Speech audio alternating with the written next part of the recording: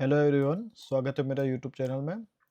तो यहाँ पर मैं वीडियो इसलिए बना रहा हूँ क्योंकि फ्राइडे को लाइव मार्केट में मैं सिर्फ 10 बजे तक था, उसके बाद मैं अवेलेबल नहीं था।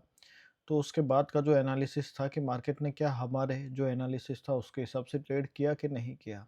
तो वो सबसे पहले हम देख लेते हैं कि मार्केट ने मॉर्निंग में एक 5 मिनट की एक ग्रीन कैंडल बनाई और उसके बाद सारी इनसाइड कैंडलें बनाई। मैंने कहा था कि जो भी कैंडल अगर हाई ब्रेक करे तो एक अप मूव आ सकता है, लो ब्रेक करेगा तो हमारा ये सपोर्ट का काम करेगा और एक अप मूव हमारे आना पेंडिंग है। तो मार्केट ने लो ब्रेक नहीं किया, यहाँ से हाई ब्रेक किया और हमारे इस लेवल का जो रेजिस्टेंस था वो सपोर्ट में कन्वर्ट होकर मार्केट ऊपर गया। फिर मार्केट ने अपना जो रेजिस्टेंस लेवल था, जो मैंने ड्रॉ कर कर रखा हुआ था, वहाँ से मार्केट नीचे आया और पूरे दिन मार्केट नीचे रहा और जहाँ क्लोजिंग वहाँ की जहाँ से मार्केट ने ओपनिंग की थी। अब मार्केट ऊपर क्यों आना ज़रूरी था? अगर डेटा की बात करें तो डेटा में एफआईआई और जो बड़े प्लेयर्स थे वो नेगेटिव ही थे। लेकिन उनको लिक्विडिटी ग्रैब करनी थी। लिक्विडिटी का मतलब ये है कि उनको और बायर्स को अट्रैक्ट करना था। अगर वो मार्केट सीधा नीचे चला जाता तो बायर्स अट्रैक्ट नहीं होते, इसलिए मार्केट में एक पुल बैक दिया।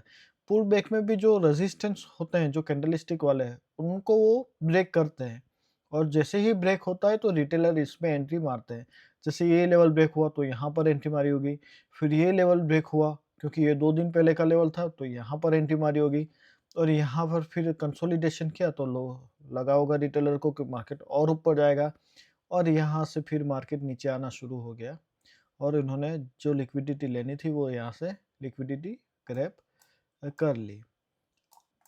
तो मार्केट में इसी तरीके से ट्रैपिंग होती है कि बड़े प्लेयर्स तभी पैसा बनाएंगे जब रिटेलर्स अपनी पोजीशंस क्रिएट करेंगे और फिर मार्केट को बड़े प्लेयर्स अपनी ही डायरेक्शन में ले जाएंगे। हमें एक अप मूव तो एक्सपेक्टेड था ही, लेकिन डेटा की बात करें तो वो पहले से ही नेगेटिव था, इसलिए हमें सिर्फ यहाँ स्कैल्प करनी थी जो मैंने लाइव में बताई थी। अगर आप मेरा पिछला लाइव देखेंगे फ्राइडे वाला तो मैंने उसमें क्लियर कहा था कि हमें इसमें सिर्फ स्कैल्प ही करना है।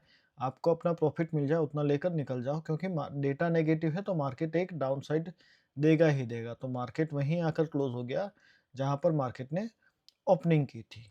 अब मैं मार्केट में किस तरीके से ये जो लेवल्स हैं इनको किस तरीके से आपको प्ले करना है वो मैं बता देता हूँ। ये 5 मिनट का इंडेक्स का चार्ट है। यहाँ पर ये हमारा 5 मिनट का ऑप्शंस का चार्ट है, ये कॉल है और यहाँ पर हमारा 5 मिनट का ये पुट का चार्ट है, जो फ्राइडे में मैंने लगाए हुए थे। अब मार्केट पहले 5 मिनट के अंदर यहाँ पर इनसाइड कैंडलें बनाई 1, 2, 3, 4, 5, 6, 7 7 कैंडलें बनाए और फिर उसने ब्रेकआउट दिया था। तो कॉल में क्या था कि हमें किस तरीके से ट्रेड करते हैं कॉल में कि अगर हमारा कोई लेवल्स है, ये जैसे रेजिस्टेंस था और ये सपोर्ट था और इसके नीचे ये सपोर्ट था, तो मार्केट में पहले ये प्रीमियम नीचे आया, जैसे कि यहाँ पर आया। लेकिन अगर ये 5 मिनट का लो या 15 मिनट का लो तोड़ता तो मार्केट और नीचे जाकर फिर बाउंस बैक करता, लेकिन 5 मिनट या 15 मिनट का लो नहीं तोड़ा। तो हम इसी का वेट कर रहे थे कि किस डायरेक्शन में जाए। तो मार्केट ने एक अच्छी कैंडल यहाँ बनाई, फिर मार्केट नीचे आया और हमारे इसी ज़ोन से 128 के ज़ोन से यहाँ से मार्केट ने सपोर्ट लिया और फिर मार्केट सीधा चला गया यहाँ से 152 153 के पास। तो मैंने एक पोजीशन यहाँ पर क्रिएट की थी और मैं यहाँ पर कहीं आस-पास निकल गया था, एग्ज़िट मार लिया था क्योंकि मुझे 10 बजे जाना था। फिर मैंने बताया था कि यहाँ पर अगर सपोर्ट ले तो मार्केट और ऊपर जा सकता है। तो एग्ज़ैक्टली यहाँ पर फिर एक ब्रेकआउट मिल गया अपने को, फिर ये कैंडल नीचे आई और यहाँ पर इसने सपोर्ट बनाया और फिर ऊपर गया। तो अगर ये जो भी लेवल्स यहाँ ड्रॉ पर दिखते हैं आपको चार्ट में, मेरे द्वारा ड्रॉ किए हुए, वहाँ पर कहीं विक आपको नज़र आती है और डेटा आपके डायरेक्शन में हो, तो यहाँ पर ट्रेड आपका एक बनता ही बनता है। जैसे कि ये इस तरह ये वाला, ये वीक है, ये वीक बनना बहुत ज़रूरी है। क्योंकि ये वीक का मतलब ये है कि यहाँ से प्राइस रिजेक्शन ले रहा है और मार्केट ऊपर की ओर जाएगा। तो ये डिसाइड करता है कि मार्केट किस तरीके से काम करेगा। वैसे ही अगर हम पुट में देखते हैं, तो पुट में ऊपर से हमको रिजेक्शन मिले, ये वाला।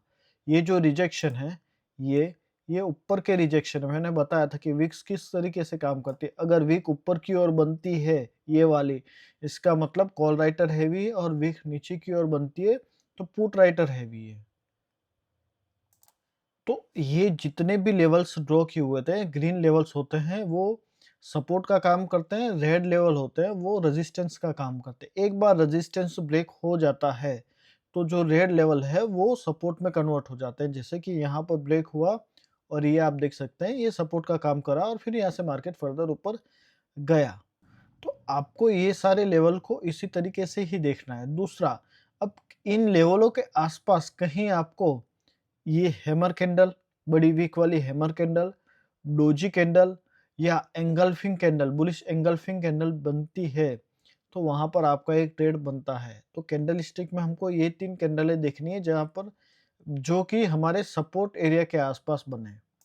जैसा कि ये हमारा सपोर्ट एरिया है, ये हमारा सपोर्ट एरिया था, तो मार्केट ने एक बार ऊपर जाकर वापस रिजेक्शन लिया, एंड देन वीक के बाद ये ऊपर ऊपर की ओर गया, तो सीधा मार्केट यहाँ से मूवमेंट दे दिया मार्केट ने।